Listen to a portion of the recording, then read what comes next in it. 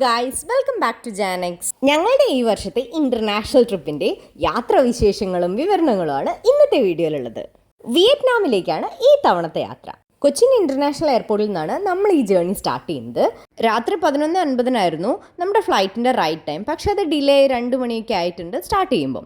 ഞങ്ങൾ ഏകദേശം 9 മണിയോടുകൂടെ എയർപോർട്ടിലെത്തി. Check in പ്രൊസീജിയറൊക്കെ കഴിഞ്ഞു. അപ്പോൾ പിന്നെ ലോഞ്ചിൽ കയറി ഒന്ന് വിശ്രമിക്കാമെന്ന് കരുതി. നമുക്ക് അത്യാവശ്യം ഉറങ്ങാനുള്ള സെറ്റപ്പൊക്കെ ലോഞ്ചിലുണ്ട്. റിക്ലൈനേഴ്സും ഡിമ്മായിട്ടുള്ള റൂമും ഒക്കെ ആയിട്ട്. ഉറക്കമൊക്കെ കഴിഞ്ഞൊന്ന് എണീറ്റപ്പം ഒരു ഏർലി ബ്രേക്ക്ഫാസ്റ്റ് ആകാമെന്ന് കരുതി. 12 മണി വരെ ഇവിടെ ഡിന്നർ ഐറ്റംസ് ആണ് ഉണ്ടായിരിക്കുക. മോർണിംഗ് 12 മണിക്ക് ശേഷം ബ്രേക്ക്ഫാസ്റ്റ് ഐറ്റംസ് കിട്ടും. ഞങ്ങൾ എണീറ്റത് 12 മണിക്ക് ശേഷം ആയതുകൊണ്ട് തന്നെ ഒരു ഏർലി ബ്രേക്ക്ഫാസ്റ്റ് തന്നെ ആക്കാമെന്ന് കരുതി. കാരണം നാളെ ഇനി വിയറ്റ്നാമിലെത്തി എപ്പം ഭക്ഷണം കഴിക്കുന്ന അറിയില്ലല്ലോ, അതുകൊണ്ട്. പിന്നെ വിശന്നാൽ ഞാനല്ലാതാവുന്നൊരു പ്രശ്നമുണ്ട്. എന്തായാലും ഭക്ഷണമൊക്കെ കഴിച്ച് നമ്മൾ ബോർഡിങ് ചെയ്തിട്ടുണ്ട്. ചെക്കിനും ബോർഡിംഗ് പ്രൊസീജിയേഴ്സും എല്ലാം സ്മൂത്ത് ആയിരുന്നു. നമ്മൾ ആദ്യമായിട്ടാണ് വിയറ്റ് ജെറ്റിൽ ഫ്ലൈ ചെയ്യുന്നത്. ഈ ഫസ്റ്റ് ട്രിപ്പ് കുറച്ച് ഡിലേ ആയെന്ന് വെച്ചാൽ ബാക്കി എല്ലാം കൊണ്ടും വളരെ കംഫർട്ടബിൾ ആയിട്ടുള്ള ഒരു ജേർണി തന്നെയായിരുന്നു. ഏകദേശം 5.5 hours ഫ്ലൈയിങ് ടൈം ഉണ്ട് ഇന്ത്യ ടു വിയറ്റ്നാം. നമ്മൾ ഡയറക്റ്റ് ഫ്ലൈറ്റിലാണ് പോകുന്നത്. ഹോച്ചിമിൻ സിറ്റി എന്ന വിയറ്റ്നാം നഗരത്തിലേക്കാണ് ഫസ്റ്റ് നമ്മൾ ലാൻഡ് ചെയ്യുന്നത്. അവിടുത്തെ ടൈം 8:30 നമ്മളിവിടെ എത്തുന്നത്.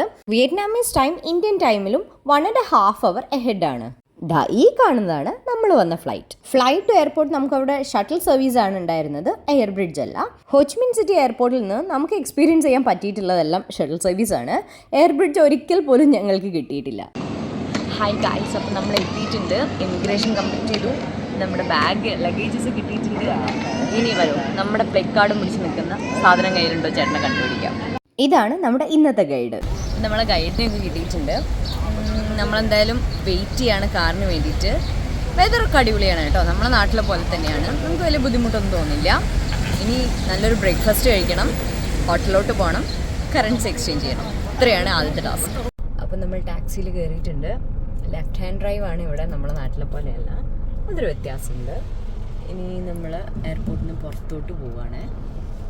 ഞങ്ങൾ ഇങ്ങോട്ട് വരുന്നതിന് മുന്നേ ഈ വിയറ്റ്നാമിൽ ഉള്ള ഫോറിനേഴ്സ് ട്രാവൽ ചെയ്ത കുറച്ച് വ്ളോഗ്സൊക്കെ കണ്ടിട്ടുണ്ട്.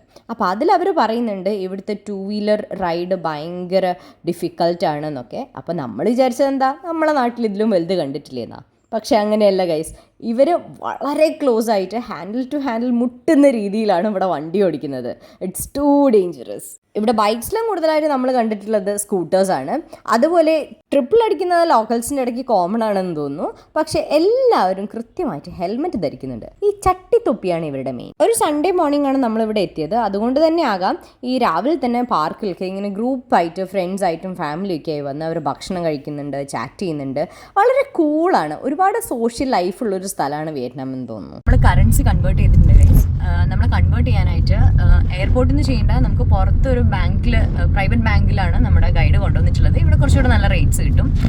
സോ ഇന്നത്തെ റേറ്റ് അനുസരിച്ചിട്ട് $1 എന്ന് പറയുന്നത് 24,800 ഡോങ് ആണ്. ഇത് നമ്മളൊരു $150 കൺവേർട്ട് ചെയ്തിട്ട് 37,20,000 ഡോങ് ആണ് നമുക്ക് കിട്ടിയിട്ടുള്ളത്. അങ്ങനെ നമ്മൾ ലക്ഷപ്രഭുക്കളായിട്ടുണ്ട് ഗൈസ്, ലക്ഷപ്രഭുക്കൾ. ഇന്ന് ബ്രേക്ക്ഫാസ്റ്റും ലഞ്ചും കൂടെ ചേർത്ത് ഒരു ബ്രഞ്ച് ആക്കാമെന്നാണ് കരുതിയത്.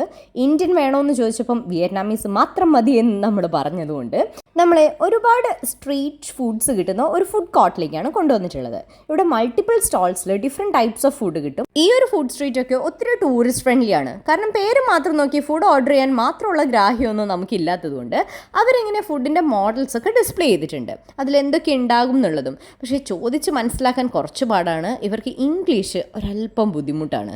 അവരുടെ ഇംഗ്ലീഷ് ആക്സെൻറ്റ് വിയറ്റ്നാമീസ് കലർന്നതായതുകൊണ്ട് തന്നെ നമുക്ക് വളരെ ബുദ്ധിമുട്ടാണ് അത് മനസ്സിലാക്കിയെടുക്കാൻ. ലക്കിലി ഈ ഡിസ്പ്ലേക്ക് ഉള്ളതുകൊണ്ട് നമുക്ക് കുറച്ചുകൂടെ എളുപ്പത്തിൽ കാര്യങ്ങളൊക്കെ ചൂസ് ചെയ്യാൻ പറ്റും. സ്പ്രിംഗ് റോൾസും ബീഫ് ഫായും ആണ് നമ്മൾ ഫസ്റ്റ് ഓർഡർ ചെയ്തത്. ഷ്രിംപ്, പോർക്ക്, സ്വീറ്റ് ബേസിൽ, റൈസ് നൂഡിൽസ് ഇതൊക്കെ ചേർന്ന ഈ റൈസ് പേപ്പർ റോള്, അതിൻ്റെ കൂടെയുള്ള ആ ഒരു ഡിപ്പും കൂട്ടി കഴിക്കാൻ അടിപൊളിയായിരുന്നു. വളരെ മൈൽഡ് ആയിട്ടുള്ള വിയറ്റ്നാമീസ് നാഷണൽ ഡിഷ് ആയിട്ടുള്ള ഈ ഫോ, അതും എനിക്ക് വളരെ ഇഷ്ടമായി. എവിടെ നിന്ന് നമ്മളിനി പോകുന്നത് ഇൻഡിപെൻഡൻസ് പാലസിലേക്കാണ്. സൗത്ത് വിയറ്റ്നാമും നോർത്ത് വിയറ്റ്നാമും 2 കൺട്രീസ് ആയിരുന്ന കാലത്ത് 1962 ഈ ഒരു പ്രസിഡൻഷ്യൽ പാലസിൻ്റെ നിർമ്മാണം സ്റ്റാർട്ട് ചെയ്യുന്നത്. 1966 നിർമ്മാണം പൂർത്തിയായി. 75 വരെ ഇവിടെ പ്രസിഡന്റ് താമസിക്കുകയും അദ്ദേഹത്തിന് ഓഫീസായിട്ട് ഈ ബിൽഡിംഗ് വർക്ക് ചെയ്യുകയും ചെയ്തിട്ടുണ്ട്. വിയറ്റ്നാമീസ് വിശ്വാസം അനുസരിച്ച് റെഡും യെല്ലോയും അവർക്ക് സേക്രഡ് ആയിട്ടുള്ള കളേഴ്സാണ്. അവരുടെ ഫ്ലാഗിൽ കാണുന്നത് പോലെ റെഡ് ലക്കിനെയാണെങ്കിൽ യെല്ലോ ഹാപ്പിനെസ്സിനെയാണ് റെപ്രസെൻ്റ് ചെയ്യുന്നത്. അതുകൊണ്ട് തന്നെ ഈ കളേഴ്സ് ഈ പാലസിൽ ഉടനീളം നമുക്ക് കാണാൻ സാധിക്കും. വാൾസ്, കർട്ടൻസ്, കാർപ്പറ്റ്സ്, ഫർണിച്ചർ എല്ലാത്തിലും ഇത് നമുക്ക് കാണാൻ സാധിക്കും. 1000ഓളം വർഷം ചൈനയുടെയും 150ഓളം വർഷം ഫ്രഞ്ചുകാരുടെയും അത് കഴിഞ്ഞ ഒരു വർഷം ജപ്പാൻ്റെയൊക്കെ അധീനതയിലായിരുന്ന ഈ ഒരു രാജ്യത്തിന് സ്വാതന്ത്ര്യം കിട്ടിക്കഴിഞ്ഞും സാമ്പത്തികമായിട്ട് വലിയൊരു മെച്ചപ്പെട്ട സ്ഥിതിയല്ലായിരുന്നു. എന്നിരുന്നാൽ കൂടെയും അവർക്ക് പറ്റുന്ന അത്രയും പ്രൗഢിയിലാണ് അവർ ഈ ഒരു കൊട്ടാരം നിർമ്മിച്ചിട്ടുള്ളത്. കംപ്ലീറ്റ് ആയിട്ട് വിയറ്റ്നാമീസ് ആർക്കിടെക്ചറാണ് ഇതിനവർ ഫോളോ ചെയ്തിട്ടുള്ളത്. അന്നത്തെ ഫസ്റ്റ് ലേഡിക്ക് ട്രാവൽ ചെയ്യാനുള്ള ഒരു ഹെലികോപ്റ്ററും അവർക്ക് കാണാൻ സിനിമാ തിയേറ്ററും എല്ലാം ഇൻക്ലൂഡ് ചെയ്തിട്ടാണ് ഈ ഒരു കൊട്ടാരം നിർമ്മിച്ചിട്ടുള്ളത്. പ്രസിഡന്റിൻ്റെ ഓഫീസ്, വിദേശത്തു നിന്ന് വരുന്ന മന്ത്രിമാരുടെയും മറ്റ് പ്രതിനിധികളുമായിട്ടൊക്കെ ചർച്ച ചെയ്യാനുള്ള മീറ്റിംഗ് ഹാൾസ്, അവർക്കുള്ള സൽക്കാരമുറികൾ, ഫസ്റ്റ് ലേഡിക്ക് പ്രത്യേകമായിട്ട് ഫസ്റ്റ് ഫ്ലോറിലുള്ള സൽക്കാരമുറി, ഈ ഒരു തിയേറ്റർ എന്ന് തുടങ്ങി ഒത്തിരി കാര്യങ്ങൾ ഇൻക്ലൂഡ് ചെയ്തിട്ടാണ് ഈ ഒരു കൊട്ടാരം അവർ ഡിസൈൻ ചെയ്തിട്ടുള്ളത്. 1975 നോർത്ത് വിയറ്റ്നാമിൽ ഉണ്ടായിരുന്ന കമ്മ്യൂണിസ്റ്റ് ഗവൺമെൻറ് ഈ ടാങ്കേഴ്സുമായി വന്ന് ഇവരുടെ മതിൽ തകർക്കുകയും ഈ ഒരു പാലസ് പിടിച്ചെടുക്കുകയും തന്മൂലം നോർത്ത് വിയറ്റ്നാമും സൗത്ത് വിയറ്റ്നാമും കൂടി ചേർന്ന് ഇപ്പോഴത്തെ വിയറ്റ്നാം എന്നുള്ള പുതിയ കൺട്രി രൂപപ്പെടുകയാണ് ചെയ്തത്. ഈ ഒരു ഇൻസിഡൻറ്റ് തന്നെയായിരുന്നു വിയറ്റ്നാം വാർ എൻഡ് ചെയ്തതും. വിയറ്റ്നാമിൽ ഇപ്പോഴും കമ്മ്യൂണിസ്റ്റ് ഭരണം തന്നെയാണുള്ളത്. നമ്മുടെ നെക്സ്റ്റ് ഡെസ്റ്റിനേഷൻ വാർ റെമനൻസ് മ്യൂസിയമാണ്.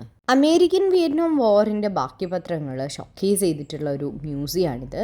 ഒരു വാർ വിയറ്റ്നാം മണ്ണിൽ അവശേഷിപ്പിച്ച ഒത്തിരി military equipments, helicopters, fighter jets, ബോംബുകൾ, അങ്ങനെ ഒത്തിരി കാര്യങ്ങൾ ഇവരിവിടെ ഡിസ്പ്ലേ ചെയ്തിട്ടുണ്ട്.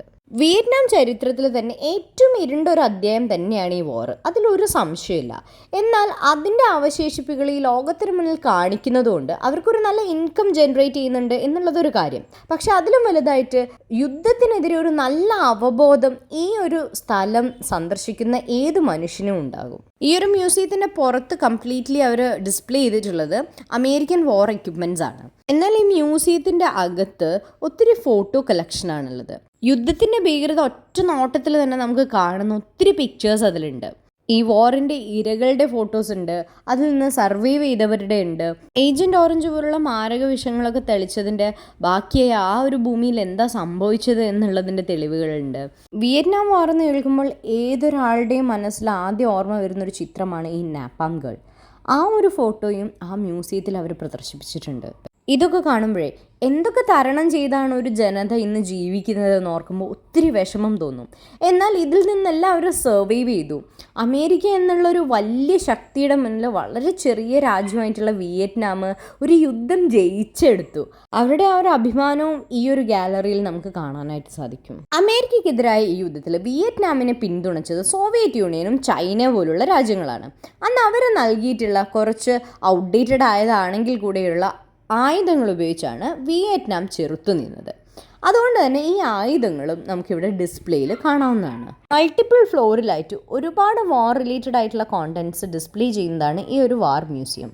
വെപ്പൺസും ഫോട്ടോസും മാത്രമല്ല, അന്നത്തെ കാലത്തെ പല മീഡിയാസും കവർ ചെയ്തിട്ടുള്ള ന്യൂസും നമുക്കിവിടെ കാണാനായിട്ട് സാധിക്കും. ഇത്തരം കാഴ്ചകളൊക്കെ കഴിഞ്ഞ് നമ്മൾ അടുത്തതായിട്ട് പോയിട്ടുള്ളത് സൈഗോൺ സെൻട്രൽ പോസ്റ്റ് ഓഫീസിലേക്കാണ്. വിയറ്റ്നാം ഒരു ഫ്രഞ്ച് കോളനിയുടെ ഭാഗമായിരിക്കെ ഫ്രഞ്ച് ഇൻഡോ ചൈന എന്നറിയപ്പെടുന്ന കാലത്ത് ഏകദേശം 19th സെഞ്ച്വറിയിലാണ് ഈ ഒരു ബിൽഡിംഗ് നിർമ്മിച്ചിട്ടുള്ളത്. 1891 പൂർണ്ണമായും ഫ്രഞ്ച് രീതിയിൽ നിർമ്മിച്ചിട്ടുള്ള ഈ ഒരു കെട്ടിടത്തിൽ ഇപ്പോഴും പോസ്റ്റ് ഓഫീസ് വർക്ക് ചെയ്യുന്നുണ്ട്. പക്ഷെ അതിലുപരി ഇതൊരു ടൂറിസ്റ്റ് അട്രാക്ഷൻ സ്പോട്ടായിട്ടാണ് ഇന്ന് നിലകൊള്ളുന്നത്. പല ടൂറിസ്റ്റുകളും പോസ്റ്റ് കാർഡുകൾ വാങ്ങി ഇവിടുന്ന് സ്വന്തം അഡ്രസ്സിലേക്ക് അയക്കുന്നുണ്ട്. അതുപോലെ ഈ കാണുന്നത് എന്താണെന്നറിയോ? ഒരു ഗസ് ഉണ്ടോ? അതെ, ഫോൺ ബൂത്തുകളാണിത്. 90s കിഡ്സിന് ഫോൺ ബൂത്തുകളൊക്കെ ഒരു നൊസ്റ്റാൾജിയയുടെ ഭാഗമായിരിക്കും. എന്നാൽ ജെൻസി കിഡ്സിന് ഇത് വളരെ ന്യൂ ആയിട്ടുള്ളൊരു കാഴ്ചയാണ്. ഇതാണ് വിയറ്റ്നാമിൻ്റെ രാഷ്ട്രപിതാവ് ഹോച്ചിമിൻ. സൈഗോൺ സെൻട്രൽ പോസ്റ്റ് ഓഫീസിൻ്റെ ഉള്ളിൽ പെയിൻറ് ചെയ്തിട്ടുള്ള 2 മാപ്പുകൾ നമുക്ക് കാണാനായിട്ട് സാധിക്കും. ഒന്ന് സൗത്ത് വിയറ്റ്നാമിൻ്റെ ഈ സൈഗോൺ എന്നുള്ള സ്ഥലത്തിൻ്റെ മാപ്പാണെങ്കിൽ, രണ്ടാമത്തത് സൗത്ത് വിയറ്റ്നാമും കംബോഡിയയും കൂടെ ചേർന്നിട്ടുള്ള അന്ന് നിലനിന്നിരുന്ന ടെലിഗ്രാഫിക് ലൈനിനെ റെപ്രസെൻ്റ് ചെയ്യുന്ന ഒരു മാപ്പാണ്. ഒരു മെയിൻ ടൂറിസ്റ്റ് അട്രാക്ഷൻ കേന്ദ്രം ആയതുകൊണ്ട് തന്നെ ഒരുപാട് സുവനീർ കടകൾ ഈ ബിൽഡിങ്ങിൽ ഇപ്പോഴുണ്ട്. വുഡിൽ തീർത്തിട്ടുള്ള കരകൗശല വസ്തുക്കളാണ് ഇവിടുത്തെ മെയിൻ ഒരു അട്രാക്ഷൻ. സെൻട്രൽ പോസ്റ്റ് ഓഫീസിന് നേരെ ഓപ്പോസിറ്റാണ് സൈഗണിലെ നോട്രഡാം കത്തീഡ്രൽ ബസിലിക്ക സ്ഥിതി ചെയ്യുന്നത്. പാരീസിലെ നോട്രഡാം കത്തീഡ്രലിൽ നിന്നും ഇൻസ്പയർഡായി ഫ്രഞ്ച് കൊളോണിയൽ കാലത്ത് ഫ്രാൻസിൽ നിന്നും ചുടുകട്ടകളൊക്കെ കൊണ്ടുവന്നാണ് ആ ഒരു ചേർച്ച് പണിതിട്ടുള്ളത്. ഓപ്ര ഹൗസ് ആണ് ഈ കാണുന്നത്. ഹോച്ചിമിന്റെ പ്രതിമയ്ക്ക് പിന്നിലുള്ള ആ വലിയ ബിൽഡിംഗ് ആണ് സിറ്റി ഹാൾ. ഇവിടുത്തെ ബിൽഡിങ്ങുകൾക്ക് ഫ്രഞ്ച് ആർക്കിടെക്ചറും ചൈനീസ് ആർക്കിടെക്ചറും ഒക്കെ ഒത്തിരി ഇൻഫ്ലുവൻസ് ചെയ്തിട്ടുണ്ട്. സിറ്റി ഹാളിന് മുന്നിലുള്ള സ്ക്വയർ ഒരുപാട് പൂക്കളൊക്കെ വെച്ച് പിടിപ്പിച്ച് വളരെ ഭംഗിയാക്കിയിട്ടുണ്ട്. ഈവനിങ്സിൽ കുട്ടികൾക്കും അമ്മമാർക്കും ഒക്കെ നടക്കാനുള്ള ഒരു സ്ഥലമായിട്ടും ഫ്രണ്ട്സൊക്കെ ആയിട്ട് ഒന്ന് ഗ്യാദർ ചെയ്യാൻ പറ്റുന്ന രീതിക്ക് ഈ ഒരു സ്ഥലം വളരെ ബ്യൂട്ടിഫുൾ ആക്കിയിട്ടുണ്ട്. പ്രധാനപ്പെട്ട എല്ലാ ബിൽഡിങ്ങുകളിലും ചൈനീസ് ബിലീഫായിട്ടുള്ള ഫങ്ഷോയ് ഈ വിയറ്റ്നാമീസും ഫോളോ ചെയ്യുന്നുണ്ട്. അതുകൊണ്ട് തന്നെ അതിൻ്റെയൊക്കെ മുന്നിലായിട്ടൊരു ഫൗണ്ടെയിൻ ഉണ്ടായിരിക്കും. ചൈനീസ് ന്യൂ ഇയർ ആയിട്ടുള്ള ലൂണാർ ന്യൂ ഇയറിന് വേണ്ടി ഈ നഗരം ഒരുങ്ങിയിരിക്കുകയാണ്. അത് ഈ തവണ വരുന്നത് ഫെബ്രുവരി 10 നോർമൽ ന്യൂ ഇയർ ജാനുവരി 1 എന്ന പോലെ ഇവർ ലൂണാർ ന്യൂ ഇയറും ഒരുപാട് ആഘോഷിക്കുന്നതാണ്. അതുകൊണ്ട് തന്നെ നഗരമൊക്കെ നല്ല ഭംഗിയായിട്ട് അലങ്കരിച്ചിട്ടുണ്ട്. ഇതിൻ്റെ ഒരു ഭാഗമായിട്ടാവണം ടീനേജേഴ്സ് ആയിട്ടുള്ള ബോയ്സും ഗേൾസും ഈ നഗരത്തിലെല്ലാ സ്ഥലത്തും അവരുടെ ട്രഡീഷണൽ ക്ലോത്ത്സ് ഒക്കെ ഇട്ട് നല്ല ഫോട്ടോസ് എടുക്കാനായിട്ട് തുനിഞ്ഞിറങ്ങിയിട്ടുണ്ട്. ഇത് രാവിലെ തൊട്ട് നമ്മൾ കാണുന്നുണ്ട്. ഈ ഒരു കാഴ്ച ശരിക്കും ഭംഗിയുള്ളതാണ് കേട്ടോ.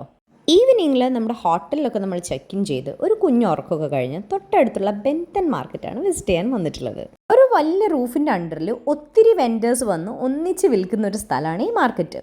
ഇവിടെ ഒരുപാട് വസ്തുക്കൾ നമുക്ക് കാണാം. കരകൗശല വസ്തുക്കൾ, ബാഗ്സ്, ഡ്രസ്സ്, ഫുഡ് ഐറ്റംസ് എന്ന് തുടങ്ങി ഉണക്ക മത്സ്യം തൊട്ട് മദ്യം വരെ ഇവിടെ കിട്ടും. ഈ പാമ്പിനെയൊക്കെ ഇട്ട് വെച്ച സ്പിരിറ്റ് ഞാൻ ഇവിടെ വന്നിട്ടാണ് ആദ്യമായിട്ട് കാണുന്നത്. ലൂണാർ ന്യൂ ഇയറിൻ്റെ ഭാഗമായിട്ട് വീട് ഡെക്കറേറ്റ് ചെയ്യാനുള്ള കാര്യങ്ങളാണ് ഈ റെഡ് കളറിൽ കാണുന്നതൊക്കെ. വളരെ ഭംഗിയായിട്ട് ഫ്രൂട്ട്സ് ഒക്കെ കട്ട് ചെയ്ത് വെച്ചാൽ നമുക്ക് അവിടെ വാങ്ങാനായിട്ട് കിട്ടും. ഞാൻ എന്തായാലും ഒരു മാംഗോ ജ്യൂസും കഴിച്ച് ഈ കാഴ്ചകളൊക്കെ കണ്ടങ്ങ് നടന്നു. സൈഗണിലെ സാധാരണ മനുഷ്യന്മാരുടെ ജീവിതം കാണാൻ യഥാർത്ഥത്തിൽ ഈ ബെൻഡൻ മാർക്കറ്റ് ഒന്ന് വിസിറ്റ് ചെയ്താൽ മതി. സൈഗൺ എന്നുള്ളത് ഹോച്ചിമിൻ സിറ്റിയുടെ പഴയ പേരാണ് കേട്ടോ. നമ്മുടെ ബോംബെ, മുംബൈ ആയതുപോലെ ബെൻറ്റൻ മാർക്കറ്റിൽ നിന്നും ബോയ്വിയൻ വാക്കിംഗ് സ്ട്രീറ്റിലേക്ക് വോക്കബിൾ ഡിസ്റ്റൻസേ ഉള്ളൂ. നമ്മൾ എന്തായാലും അങ്ങോട്ടേക്ക് നടന്നു പോയിട്ടുണ്ട്. അവിടെ നിന്നാണ് ഇന്നത്തെ ഡിന്നർ. ഹാപ്പി കോർണർ എന്നാണ് ആ ഒരു സ്ഥലത്തിന് അറിയപ്പെടുന്നത്. വിയറ്റ്നാമിൻ്റെ ഫിനാൻഷ്യൽ ക്യാപിറ്റലാണ് ഹോച്ചിമിൻ സിറ്റി. അതുകൊണ്ട് തന്നെ ഈ നഗരം വളരെ ലേറ്റായിട്ടാണ് ഉറങ്ങുന്നത്. ഒരു 2 മണി വരെയെങ്കിലും ആക്റ്റീവാണ് ഈ ഒരു നഗരം. നല്ലൊരു നൈറ്റ് ലൈഫ് നമുക്കിവിടെ പ്രതീക്ഷിക്കാം. ഹാപ്പി കോർണർ എന്ന് ഈ ഒരു സ്ട്രീറ്റിൻ്റെ പേര് വന്നതിൻ്റെ കാരണം ഇപ്പോൾ ഏകദേശം മനസ്സിലായി കാണുമെന്ന് വിചാരിക്കുന്നു. ലിക്കറും ഫുഡും അങ്ങനെയെല്ലാം നമുക്ക് കിട്ടുന്നൊരു സ്ട്രീറ്റാണിത്. എല്ലാ റെസ്റ്റോറൻറ്റുകളും ഇങ്ങനെ പുറത്തോട്ട് സ്ട്രീറ്റിലോട്ട് ഓപ്പണായിട്ട് സീറ്റ്സ് ഇട്ടിട്ടുണ്ടായിരുന്നത് ഇവിടുത്തെ ഒരു പ്രത്യേകതയായിട്ട് തോന്നിയിട്ടുണ്ട്. എല്ലാവരും പുറത്തിരുന്ന് ഭക്ഷണം കഴിക്കും. കൊതുകൊന്നും ഇല്ലാത്തതുകൊണ്ട് നമുക്കതിലൊരു ബുദ്ധിമുട്ടുമില്ല. പിന്നെ നല്ല രീതിക്കുള്ളൊരു ടെമ്പറേച്ചറുമാണ്. അപ്പോൾ നമുക്ക് നല്ല സുഖമായിട്ടിരുന്ന് ഭക്ഷണം കഴിക്കാൻ പറ്റും. എന്തായാലും രാത്രി ആഘോഷിക്കേണ്ടത് എങ്ങനെയാണെന്ന് ഈ ജനതയ്ക്ക് നന്നായിട്ട് അറിയാൻ തോന്നുന്നു. ഡ്രിങ്ക്സിനും ഫുഡിനും ഒക്കെ ഇവിടെ ഏകദേശം ഒരേ വിലയാണ് കേട്ടോ. പക്ഷേ മദ്യപിച്ച് നിലത്ത് കിടക്കുന്ന ഒരു മനുഷ്യനെയും ഈ സ്ട്രീറ്റിൽ എവിടെയും കണ്ടിട്ടില്ല. വിയറ്റ്നാമീസ് പാൻ കേക്കും ബാൻമിയാണ് നമ്മുടെ ഇന്നത്തെ ഡിന്നർ. ഷ്രിമ്പൊക്കെ ചേർത്തിട്ടുള്ള ഒരു സേവറി പാൻ കേക്കാണ് വിയറ്റ്നാമീസ് പാൻ കേക്ക്. ബാൻമി എന്ന് പറയുന്നത് അവരുടെ ഒരു പ്രത്യേക ടൈപ്പ് സാൻഡ്വിച്ചും. നമ്മുടെ നാട്ടിൽ കിട്ടുന്ന സാൻഡ്വിച്ചിൽ നിന്ന് ഒരുപാട് ഡിഫറെൻ്റ് ആണ് ഇവരുടെ ബണ്ണാണെങ്കിലും അതിനുള്ള ഫില്ലിങ്ങിലുള്ള മീറ്റ് ആണെങ്കിലും അതിൻ്റെ ഉള്ളിൽ ചേർത്ത ഇലകൾ വരെ.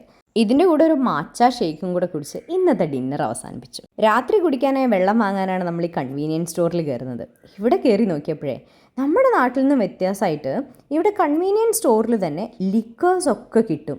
നോക്കിയേ, ഇതൊക്കെ കണ്ട് അന്തം വിട്ട കുന്തം പോലെ ഞാൻ അവിടെ കുറച്ച് നേരം നിന്നുപോയി ഗൈസ്. പിന്നെ ഒരു കുപ്പി വെള്ളമൊക്കെ വാങ്ങി റൂമിലോട്ട് പോയി. അങ്ങനെ നമ്മുടെ വിയറ്റ്നാമിലെ ഫസ്റ്റ് ഡേ ഇവിടെ എൻഡ് ചെയ്യാണ്. ഇനി ഡേ 2 കാണാം. ബൈ.